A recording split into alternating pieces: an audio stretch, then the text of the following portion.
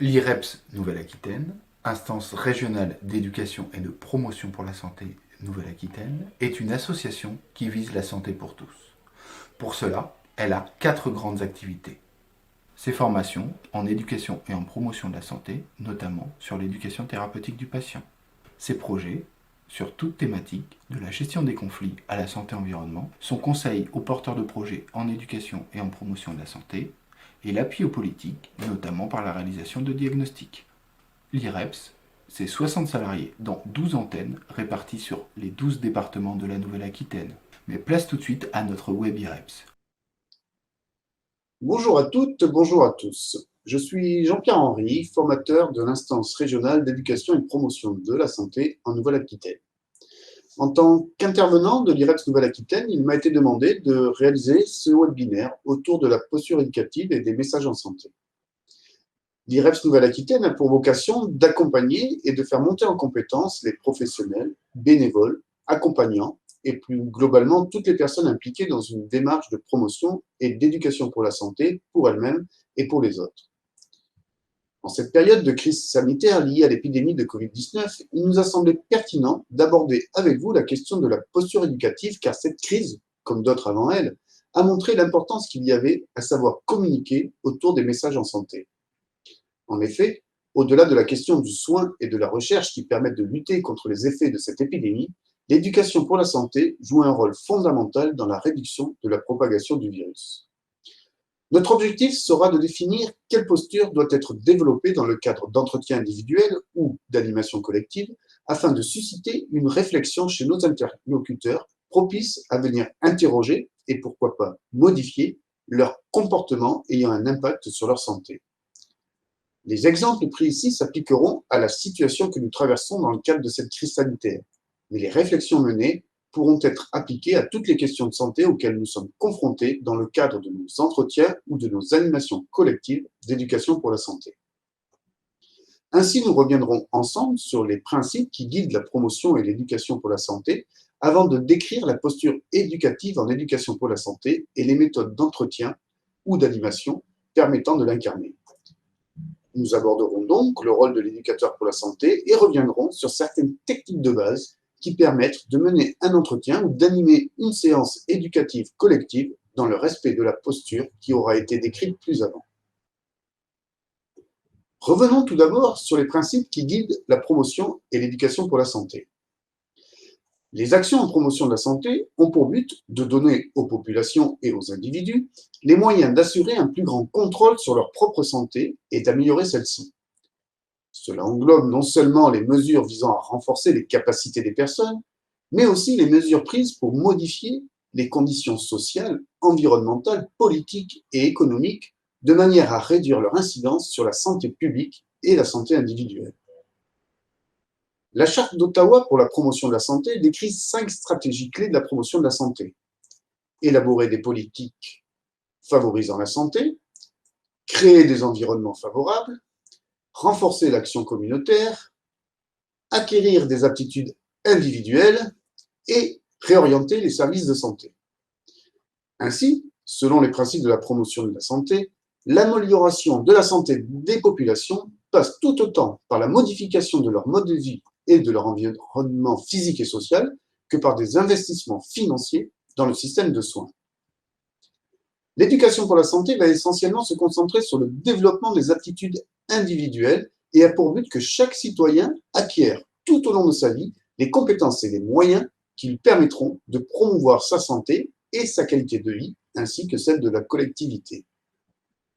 L'éducation pour la santé est donc un des moyens d'action de la promotion de la santé et ne saurait se réduire à la dispensation d'une information sur les moyens de préserver sa santé. En effet, puisqu'elle ambitionne de développer les compétences des personnes, mais aussi leur autonomie, pour que ces dernières puissent décider pour elles-mêmes des actes ou des comportements qui leur semblent nécessaires à mettre en œuvre pour maintenir ou développer leur état de santé, elle se doit de ne prescrire aucune norme comportementale. Elle doit au contraire amener les personnes à se questionner sur ce qui est important pour elles, pour qu'elles se sentent en bonne santé et sur ce qu'elles peuvent mettre en place pour parvenir à atteindre leurs propres objectifs de santé. Cette conception de l'intervention en éducation pour la santé implique 2 choses. d'une part, qu'on ait une vision globale de la santé, et d'autre part, que l'on prenne en compte l'ensemble des déterminants de la santé des personnes et des populations. La vision globale de la santé a été introduite par l'OMS qui définit la santé comme étant un état de complet bien-être physique, mental et social et ne consiste pas seulement en une absence de maladie ou d'infirmité. Cela signifie que la santé ne saurait être que physique ou même psychique, mais qu'elle atteigne aussi le bien-être social. Ainsi, une personne peut tout à fait se trouver en moins bonne santé lorsqu'elle prend un traitement qui lui permet de lutter contre une pathologie donnée, mais qui l'empêche, du fait des effets indésirables qu'il génère, d'avoir une vie sociale satisfaisante.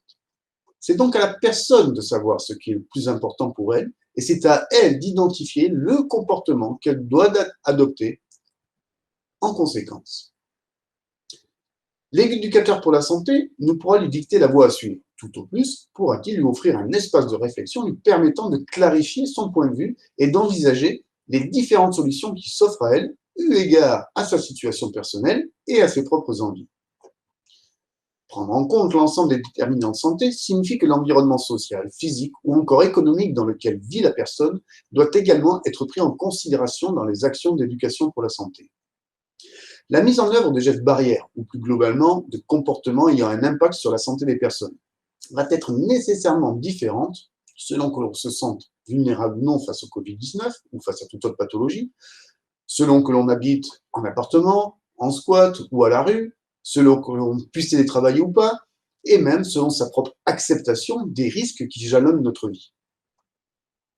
L'ensemble de ces déterminants, propres à chacun, feront qu'il ne peut être édicté de normes comportementales et qu'il faut au contraire amener les personnes à se questionner quant à leur prise de risque, quant à leur comportement de santé, eu égard à leurs propres envies, leurs propres représentations et à leurs propres possibilités, qui sont également fonction de leur environnement de vie.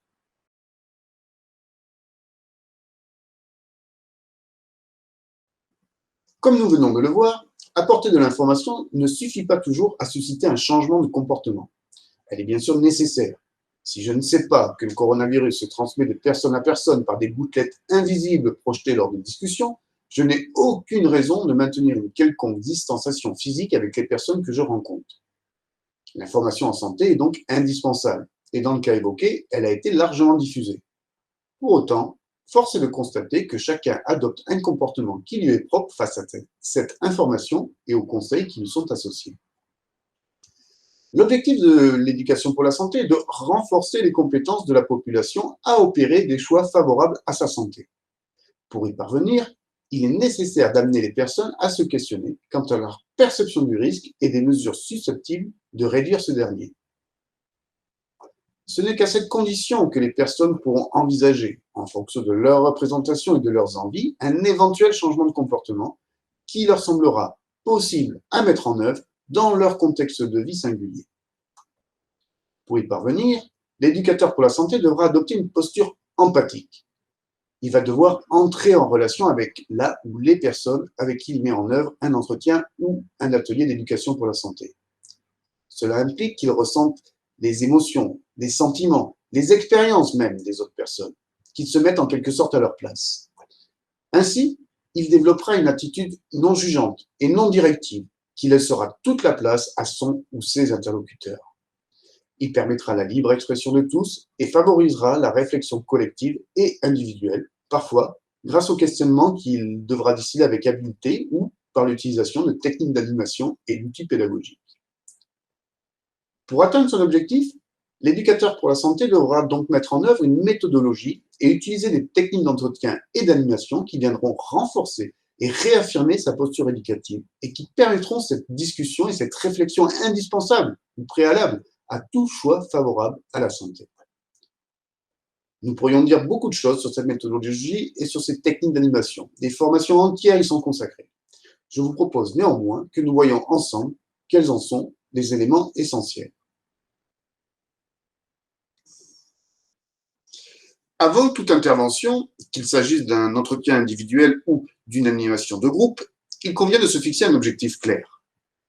Votre objectif peut être d'apporter une information et d'amener les participants à la comprendre et à l'évaluer. Il peut être de faire expérimenter l'utilisation d'un geste, d'une attitude ou d'un outil de prévention. Il peut être encore de faire réfléchir sur un risque et ses conséquences potentielles et sur les moyens que chacun peut mettre en œuvre à son niveau pour les réduire ou les supprimer. Votre objectif doit être réaliste et atteignable. Tout ne peut être abordé en une seule rencontre. Il convient de s'adapter au rythme des personnes et de respecter une certaine progression pédagogique.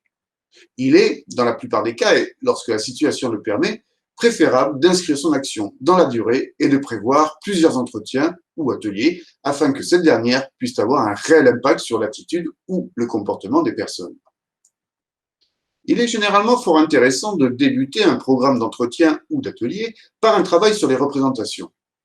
L'idée est que chacun puisse exprimer ses ressentis, ses manières de voir les choses, ses certitudes, ses doutes, et qu'il puisse éventuellement les confronter ou les comparer à celles des autres. Il existe de nombreuses techniques d'animation et outils pédagogiques qui permettent ce travail. Vous trouverez par exemple dans chaque antenne de l'IREPS Nouvelle-Aquitaine des photos-expressions très faciles à utiliser qui vous permettront d'animer un travail sur les représentations des participants sur le sujet qui vous préoccupe. En utilisant cet outil, les participants se verront offrir un premier espace de réflexion qui leur permettra d'interroger leur propre représentation. Si vous disposez les photos d'un photo-expression sur une table et que vous donnez aux participants de votre atelier la consigne suivante. Choisissez une photo qui exprime ce qu'évoque pour vous l'épidémie de Covid-19. Chacun choisira une photo et viendra la présenter au groupe en exprimant les raisons de son choix. Ainsi, les participants auront-ils une occasion, parfois unique, de s'interroger quant à ce qu'ils pensent réellement de cette épidémie.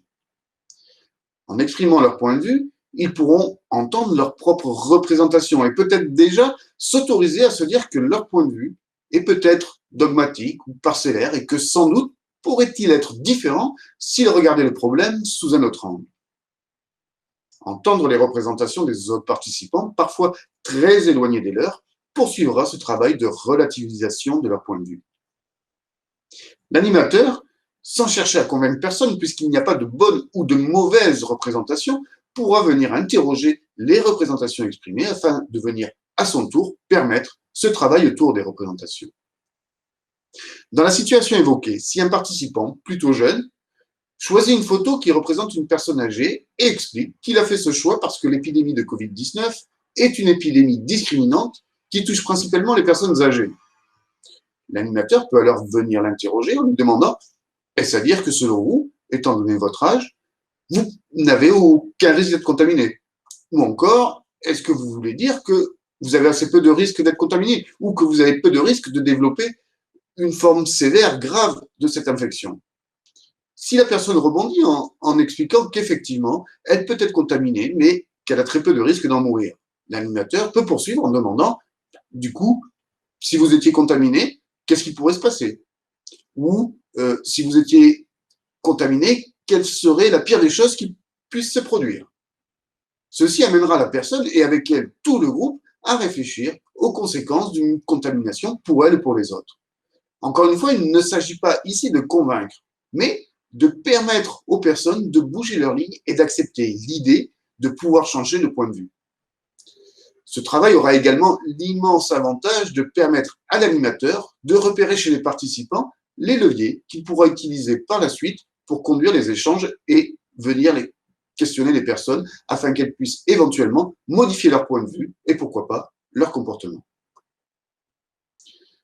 Lors de ce travail, comme dans tout le travail qui sera effectué par la suite, il s'agit de rendre les participants acteurs de leur santé.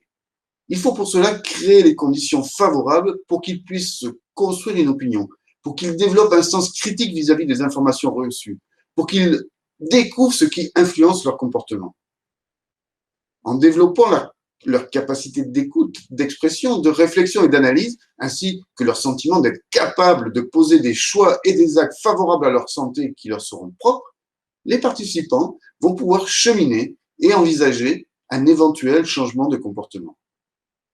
Pour cela, il est important que l'animateur ou l'éducateur pour la santé favorise la participation active et l'expression de l'ensemble des participants. Dans le cas d'une animation collective, la taille du groupe idéal est de 8 à 15 personnes. L'animateur ne devra pas adopter une posture de sachant qui impose son point de vue et sa manière de faire, mais devra au contraire questionner les personnes et laisser circuler la parole. Cela semble bien sûr plus facile à dire qu'à faire, mais je vous propose que nous revenions ensemble sur quelques principes qui doivent guider un animateur d'une séquence d'éducation pour la santé. Le premier rôle qu'a l'animateur d'une séquence d'éducation pour la santé est un rôle d'organisation. Comme nous l'avons vu, l'objectif de l'animateur est de favoriser la réflexion des participants au groupe qu'il anime. Pour cela, il doit préparer scrupuleusement son intervention en amont et s'assurer que toutes les contingences matérielles et organisationnelles aient été anticipées. Cela participera du climat de confiance qu'il doit instaurer et lui permettra de libérer son esprit pour l'animation qui requiert une concentration maximale et un esprit alerte. La gestion du temps, tout d'abord. Cette dernière est essentielle. Il est impératif de commencer et de terminer à l'heure annoncée une séquence de travail.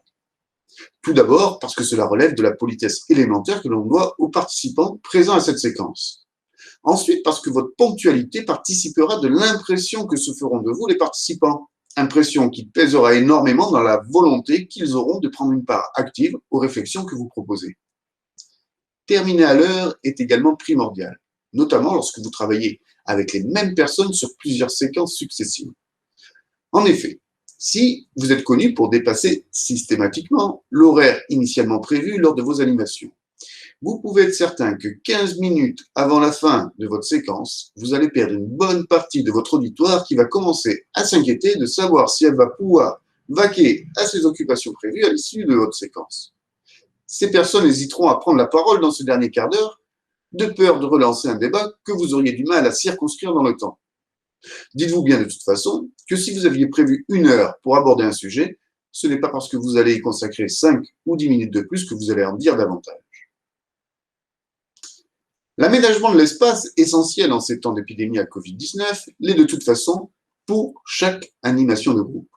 Il est en effet indispensable que chacun se sente à son aise pour pouvoir donner le meilleur de lui-même. Il est important également que de votre place d'animateur, vous puissiez voir tout le monde afin de scruter le langage non verbal des participants et que les participants puissent se voir entre eux. Si l'exercice que vous proposez implique que les personnes puissent circuler, il faut que l'espace de travail le permette. Lorsque les personnes sont assises, privilégiez une disposition en cercle ou en carré qui facilitera les discussions collectives. La préparation du matériel doit être anticipée. Vous connaissez l'adage, on reconnaît le bon ouvrier à son matériel. Il est en effet fort dommageable de rater son intervention et avec elle l'objectif qu'on s'était fixé parce que l'on n'a pas prévu assez de feutres de couleur ou que l'on a oublié de mettre des post-it dans sa mallette d'intervention. Libérez-vous l'esprit en amont en notant scrupuleusement tout le matériel nécessaire pour votre animation et préparez-le la veille. L'organisation des tâches et la rédaction des consignes doivent retenir toute votre attention. Elles constitueront le cœur de votre intervention. Une consigne mal écrite, mal comprise, et c'est toute votre animation et l'atteinte de son objectif qui sont remises en question. Veillez à l'écrire à l'avance, de manière intelligible par tous, et n'hésitez pas à la reformuler de différentes manières si vous sentez que certaines personnes ont du mal à en comprendre le sens. Tout ceci étant fait, vous allez pouvoir vous adonner pleinement à la partie la plus passionnante de votre intervention, l'animation. L'instauration d'un climat bienveillant doit être la première préoccupation de l'animateur. Sans lui, il n'y aura pas de production de groupe car nul ne se sentira autorisé à penser à haute voix. Il faut que chacun puisse se sentir à l'aise et ose partager ses points de vue, fussent-ils à contre-courant de ceux émis par les autres participants. Mais attention, la bienveillance ne se décrète pas, elle s'incarne. Il s'agit d'être congruent et de donner à voir toute la bienveillance qui vous anime. Votre manière d'accueillir les participants dans votre espace de travail, votre sourire, votre calme, votre façon d'intégrer les éventuels retardataires seront autant d'éléments qui montreront la nature du climat dans lequel va se dérouler la séquence de travail que vous animez. Les objectifs de votre séquence de travail seront le point central de cette dernière. C'est eux qui doivent guider l'ensemble des débats et des réflexions individuelles et collectives. Ils seront votre référence principale, votre phare. Tout propos qui s'y réfère doivent être encouragés. Toute discussion qui s'en écarte doivent être habilement recentrées ou interrompues. Il est donc essentiel qu'ils aient été clairement définis et qu'ils soient tout aussi clairement annoncés en début de séquence de travail. Un affichage de ces derniers pendant toute la durée de la séquence de travail permet de s'y référer à tout moment. Il va s'agir ensuite, parfois à l'aide d'un outil pédagogique ou d'une animation, d'impliquer les personnes, de favoriser leur interaction et leur réflexion sur le sujet autour duquel vous êtes réunis. Ce qui est important, c'est que chacun puisse avancer dans sa réflexion personnelle. Il s'agit ici d'inviter les participants à se questionner quant à leur représentation, leurs connaissances, leurs attitudes et leurs pratiques. Il n'y a pas nécessairement de consensus à rechercher. Ce qui est important, c'est d'offrir à chacun un espace de réflexion sur ce qu'il fait, ce qu'il aimerait faire et ce qu'il pourrait faire.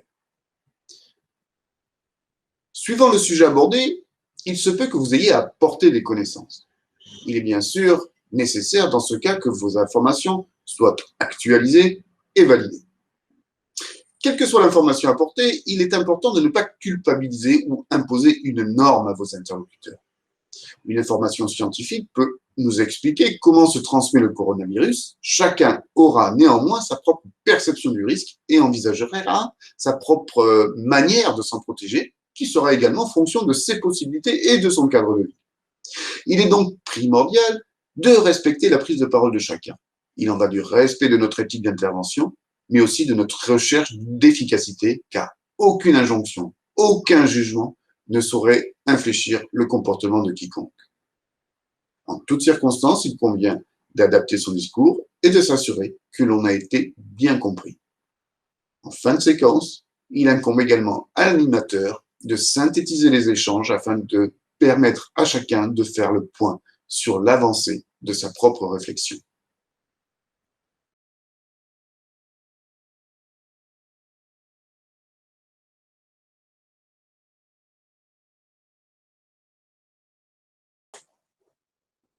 Afin d'animer un groupe ou de conduire un entretien individuel, nous avons à notre disposition différentes techniques de base propices à faciliter les échanges et à susciter une réflexion personnelle chez nos interlocuteurs. Je vais ici vous en présenter deux qui me paraissent être essentielles. La formulation de questions ouvertes est un réflexe qu'il convient d'acquérir. Une question ouverte est une question à laquelle il ne peut être répondu ni par oui ni par non. À la question « Prenez-vous des risques ?» préférez par exemple la formulation « Que pouvez-vous me dire des risques que vous prenez ?» ou « Que pouvez-vous me dire de vos pratiques ?» Cette formulation vous permettra une entrée en matière beaucoup moins directive. La question « Prenez-vous des risques ?» pouvant même être perçue comme jugeante et induire ainsi une réponse qui est supposée vous satisfaire. Une question ouverte vous permettra également d'obtenir beaucoup plus d'informations. Vous saurez par exemple quelles sont les pratiques de la personne et quelle est sa perception du risque. L'utilisation de questions ouvertes plutôt que de questions fermées peut paraître artificielle dans un premier temps, mais après un peu d'entraînement, cette utilisation devient réflexe. Afin que vous puissiez mieux appréhender l'intérêt qu'il y a à poser des questions ouvertes, je vous propose que nous fassions un petit exercice. Je vais vous soumettre 3 questions fermées que vous allez transformer en questions ouvertes. Prenez de quoi écrire et reformulez ces questions en questions ouvertes. Vous pouvez envisager plusieurs reformulations pour chaque question et imaginer ensuite quels pourraient être les effets induits par votre nouvelle formulation. Allez, c'est à vous de jouer. Mettez la vidéo en pause et prenez le temps nécessaire pour réaliser ce petit exercice. Nous nous retrouvons dès après afin que je puisse vous présenter une des manières dont il est possible de reformuler les questions fermées proposées. Nous voilà à nouveau réunis. Je vais donc vous proposer une reformulation en questions ouvertes pour chacune de ces questions fermées. Il ne s'agira que de propositions, il est bien évident que vous pouvez avoir trouvé d'autres formulations tout aussi intéressantes. À la question « Est-ce que l'épidémie de Covid-19 vous inquiète ?» Il peut vous être répondu par oui, par non. Si la personne est bavarde, peut-être vous distillera-t-elle d'autres informations, mais rien n'est moins sûr. Le risque pourrait même être qu'elle cherche les arguments pour justifier son positionnement. Si elle vous répond que non, elle n'est pas inquiète, elle va peut-être vous expliquer qu'elle est jeune, qu'elle habite dans une région où l'épidémie est peu active, ou qu'elle connaît quelqu'un qui a été contaminé et qui s'en est très bien sorti. Bref, elle va trouver tous les arguments, et ainsi se convaincre un peu plus, pour vous expliquer qu'elle n'a pas grand-chose à craindre de cette épidémie et qu'il ne lui sert à rien de bouleverser ses habitudes. Si vous transformez cette question en question ouverte de la manière suivante. Que pensez-vous de l'épidémie de Covid-19 que nous traversons actuellement? La personne aura tendance à davantage délayer son discours. Elle vous donnera beaucoup plus d'informations sur ce qu'elle pense réellement de cette épidémie que lorsqu'elle répond à une question fermée. Votre entrée en matière sera beaucoup moins directive. Ne parlez pas ici d'inquiétude. C'est à la personne de choisir son angle d'attaque. Elle pourra vous parler des risques sanitaires, mais peut-être préférera-t-elle aborder la question sous l'angle des conséquences économiques et des conséquences sur le marché de l'emploi que peut avoir cette épidémie. Elle sera libre de son discours car vous n'aurez suscité aucune réponse. Ainsi, pourrez-vous recueillir le réel point de vue de la personne et partir de ses propres préoccupations. Poursuivons avec la deuxième question. Si vous demandez à une personne « Est-ce que c'est difficile pour vous de respecter les gestes barrières ?» Vous l'incitez encore une fois à vous répondre par oui ou par non. Dire que oui, c'est difficile pour elle de respecter les gestes barrières, c'est parler de son incapacité à respecter ces gestes barrières et de son incapacité à participer à l'effort collectif qui est préconisé, ce qui peut être très compliqué pour certains. Ainsi, certaines personnes pourraient, dans les faits, avoir beaucoup de difficultés à mettre en œuvre les gestes barrières, mais vous dire que non, ce n'est pas difficile pour elles. Dans ce cas, fin de la discussion, vous passez à la suite et avez en partie raté l'occasion d'aborder ce sujet avec une personne qui en avait pourtant besoin. D'autres personnes pourraient avoir l'impression que ce n'est pas compliqué pour elles de respecter les gestes barrières et vous répondent également par la négative. Mais cela ne vous dit rien de ce qu'elles mettent réellement en place. Peut-être n'ont-elles retenu que le port du masque parmi l'ensemble des gestes barrières qui sont préconisés et ont-elles l'impression de respecter ces gestes alors même qu'elles ne se lavent pas régulièrement les mains ou qu'elles ne respectent aucune distance physique avec les autres personnes. Ici aussi, cette formulation en question fermée risque de clore la discussion et ne vous permettra pas de travailler en profondeur le sujet qui vous intéresse. On peut alors transformer cette question en question ouverte de la manière suivante.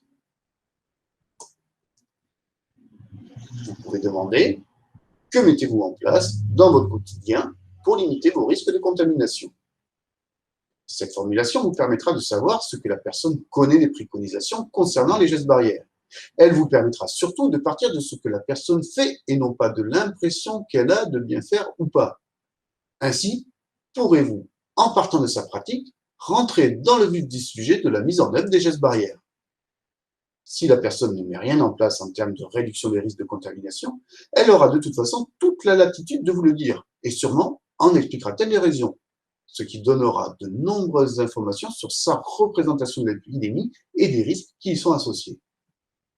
Vous pourrez alors poursuivre la discussion en posant une nouvelle question ouverte du type « Qu'est-ce qui fait que vous ne mettiez en place aucun geste barrière ?» ou encore « Qu'est-ce qui est difficile pour vous dans la mise en œuvre des gestes barrières ?» afin d'amener la personne à poursuivre plus loin sa réflexion et à peut-être envisager, in fine, de modifier quelque peu sa pratique. Poursuivons avec la dernière question. Dans le squad que vous occupez, y a-t-il des personnes qui ne respectent pas les gestes barrières? Sans doute y en a-t-il. Mais une fois que vous avez cette information, vous ne pourrez pas en faire grand-chose. À l'inverse, si la personne vous répond que non, tout le monde respecte les gestes barrières, fin de la discussion, vous pouvez passer à autre chose. On pourrait alors envisager de formuler la question de la manière suivante. Expliquez-moi comment se passe la mise en œuvre des gestes barrières dans votre squat. Les réponses apportées ici seront beaucoup plus nuancées. Vous saurez ainsi ce qui pose éventuellement problème et qu'il faudra travailler au cours de votre entretien ou de votre atelier. Vous saurez également ce qui se passe bien et identifierez ainsi ce sur quoi vous allez pouvoir vous appuyer pour poursuivre la réflexion en montrant que des choses peuvent être mises en place et fonctionnent.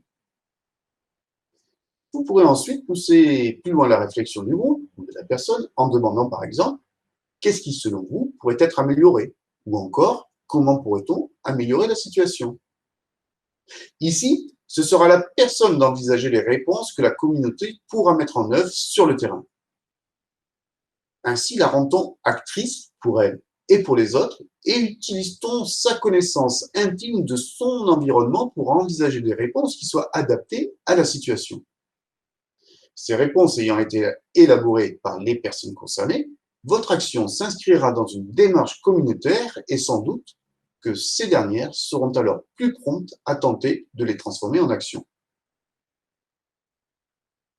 Vous avez de votre côté trouvé d'autres formulations qui ont sans aucun doute tout leur intérêt. Il s'agit, vous l'avez compris, de laisser toute la place à vos interlocuteurs et de partir de leurs préoccupations et de les amener à cheminer et à envisager des réponses qui soient adaptées à leurs problématiques et à leur contexte de vie.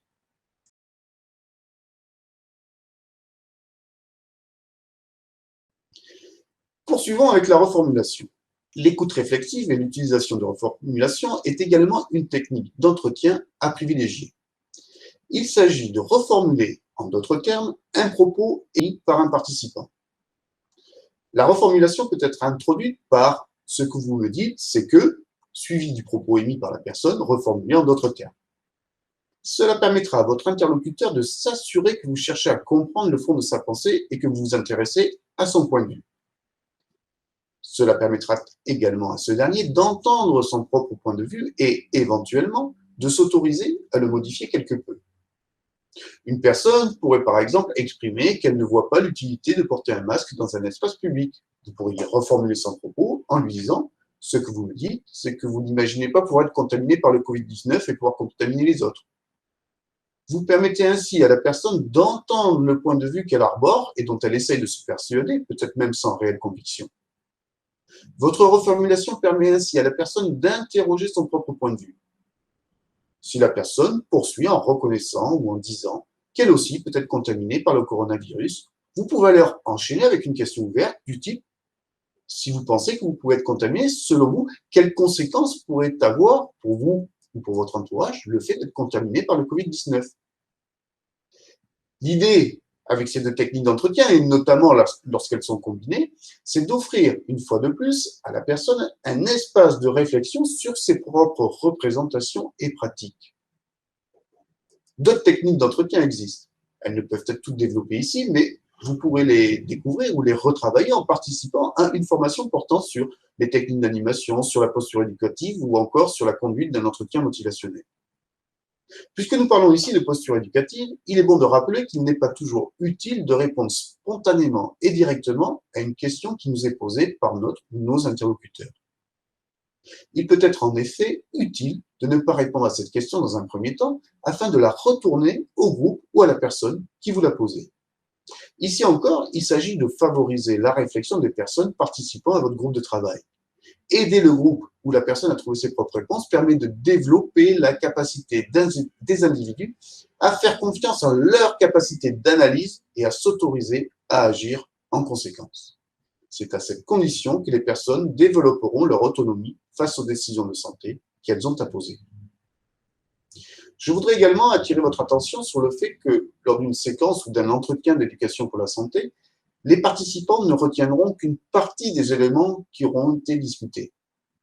Afin de permettre à chacun de pouvoir avancer dans sa réflexion, il peut être intéressant de demander aux personnes ce qu'elles ont retenu des échanges. Ceci présentera l'avantage de les inviter à synthétiser les connaissances et les idées qu'elles souhaitent garder, synthèse qui s'ancrera beaucoup plus aisément dans leur esprit que l'ensemble des propos qui auront été émis pendant la séquence de travail. Revenir sur ce qu'elles pensent éventuellement pouvoir modifier dans leur comportement suite à ces échanges présente également l'avantage de les inviter à se projeter dans le faire et à s'engager face à elles-mêmes vers un changement de comportement. In fine, une action, ou plus exactement un programme d'éducation pour la santé regroupant un ensemble d'entretiens ou de séquences collectives, doit permettre l'acquisition de compétences chez les participants. Le développement de ces savoirs, savoir-faire et savoir-être se fera notamment par le truchement de l'éducateur pour la santé qui permettra, par sa posture et ses techniques d'animation, la prise de conscience de l'existence d'un risque ou de comportement à risque. Chacun pourra alors considérer ces derniers eu égard à ses propres conditions de vie, représentation et envie et pourra envisager de développer des comportements qui soient favorables à sa santé. Ce cheminement et les effets qu'il impliquera ne peuvent être que personnels. Ainsi, l'éducateur pour la santé ne doit et ne peut rien désirer pour les autres.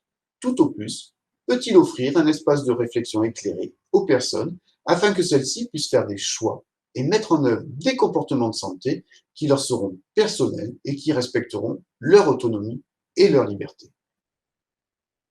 Voilà les quelques éléments que je voulais partager avec vous concernant la posture éducative en éducation pour la santé. J'espère qu'ils vous auront éclairé. Tout ne pouvait être abordé ici et je vous invite, si vous avez envie d'aller plus loin sur le sujet, de vous rapprocher de l'antenne de l'IREPS de votre département. Vous pourrez trouver dans nos centres documentaires des outils pédagogiques susceptibles de vous aider à animer vos séquences éducatives. Vous pourrez, si vous le souhaitez, bénéficier d'un accompagnement en méthodologie de projet pour vous aiguiller dans la construction d'un programme d'action d'éducation pour la santé. Vous pouvez également vous inscrire à une des nombreuses formations que nous proposons afin de venir perfectionner votre posture éducative et vos techniques d'entretien et d'animation. Je vous remercie de m'avoir écouté et vous souhaite beaucoup de bonheur dans vos entretiens et ateliers d'éducation pour la santé.